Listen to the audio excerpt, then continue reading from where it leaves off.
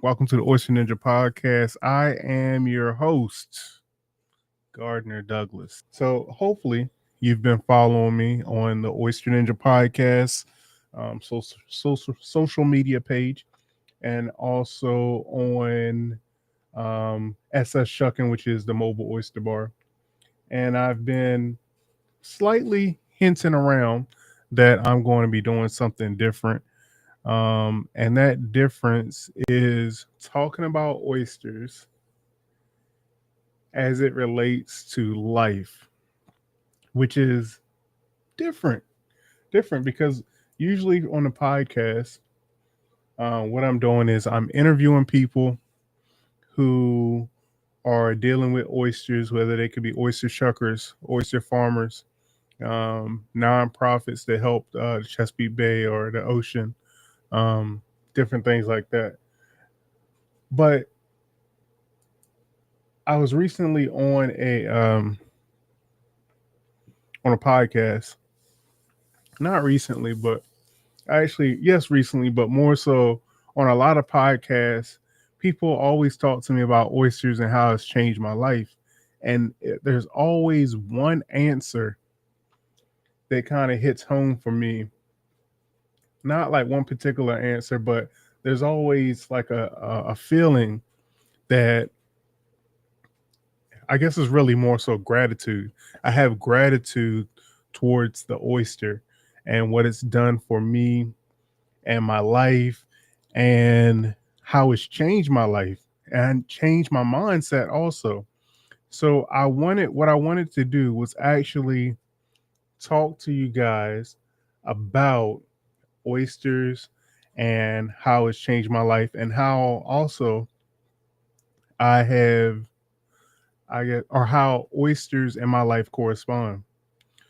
So again, if you haven't tuned into the Oyster Ninja podcast,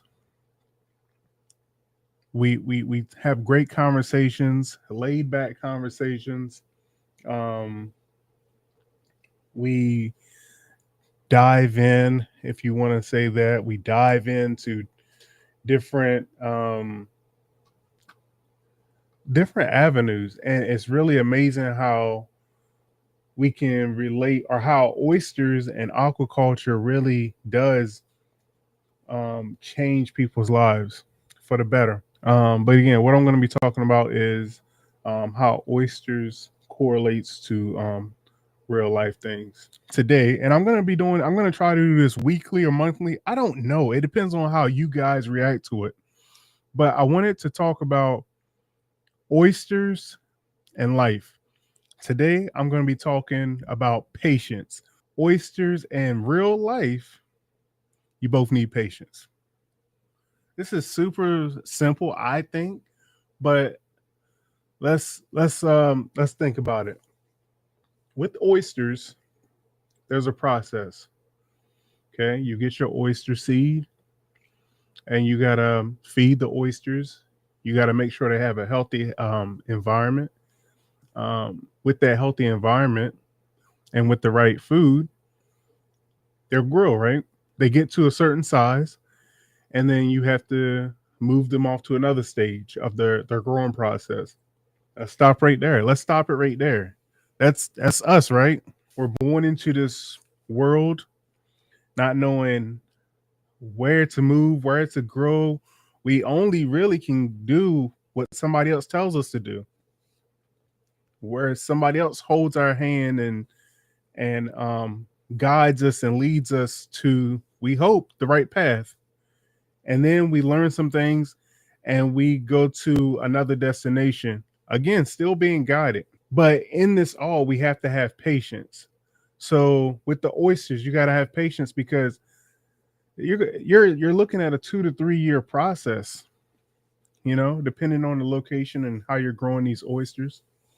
With life, you got to have patience. Everything is not going to happen when you want it, how you want it. You got to come up with a plan. You got to come up with a plan of execution. It takes time. Nothing happens overnight. It's no such thing as overnight success with oysters or life. As it correlates with me, hopefully you guys have been following me on this journey. Um, I started shucking oysters in my early 20s, and I wouldn't even say immediately, but with time, I grew to love this life. Um, I, my dad once said that I was a lot faster of an oyster shucker when I first started, compared to where I was now. But I was also I was fast, but what comes with speed is sloppiness. So I had to slow down. I had to have patience. As I grew in my oyster shucking skills, I really understood the patience part of it because as I slowed down, I realized it wasn't just about opening the oyster. It was more so about being kind to the oyster and being kind to the process, embracing the process. If you disrespect the process, it shows. There's no way of getting around it. There's no shortcuts. You got to go through the entire process. So have patience. Love patience. As I started shucking oysters and getting fairly good at it, um, it became a zen place for me.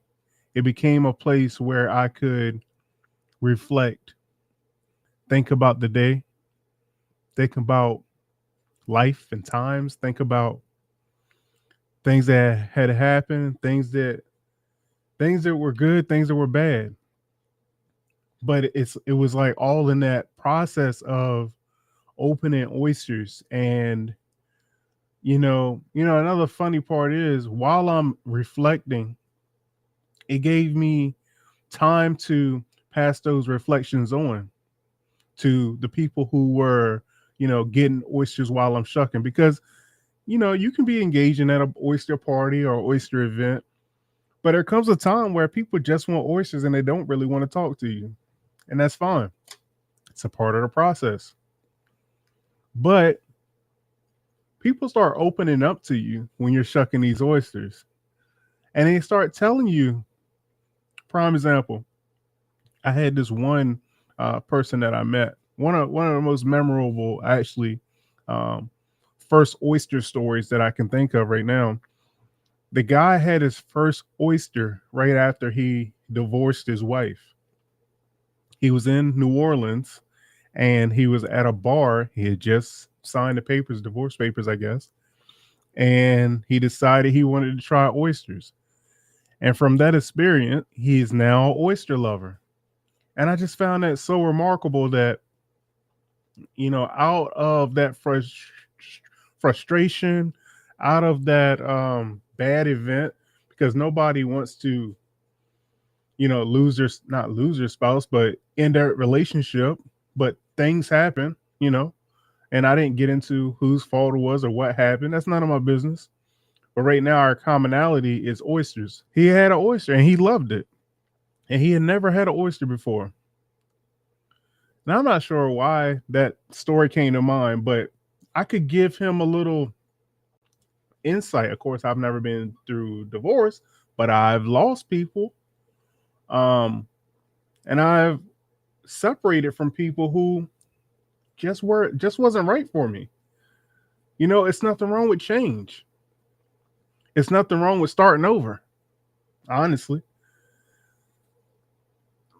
But if I hadn't had patience and calmness, and if I wasn't going through that thought process, maybe I wouldn't been able to give him a little wisdom. Of course, he was older than me, but you can get wisdom from anybody. You can get wisdom from a child. That pureness and that innocence is sometimes what you need to get to the next level. We forget sometimes where we've been and what we come from. And it's good to reflect on those moments. I don't want to drag this out, but I did want to come on here and start doing these short little talks and just like oysters, having patience for it to go through the process. Life, our life, day to day life, minute to minute, second to second. We need patience also. Take a breather. It's okay. It's okay to take a breather. It's okay to step back. It's okay to have some quiet time. A place where you wouldn't necessarily think of getting quiet time, but it works for me sometimes in the right environment, is the bathroom. And I'm talking about like just going to the bathroom, not going to the bathroom, but finding that just away space where I can, especially if I'm getting overwhelmed, just step back, cool out. Maybe you don't have to go to the bathroom. Maybe you can go outside of the bathroom, but just reflect, cool out, bring it back down, bring it back down, and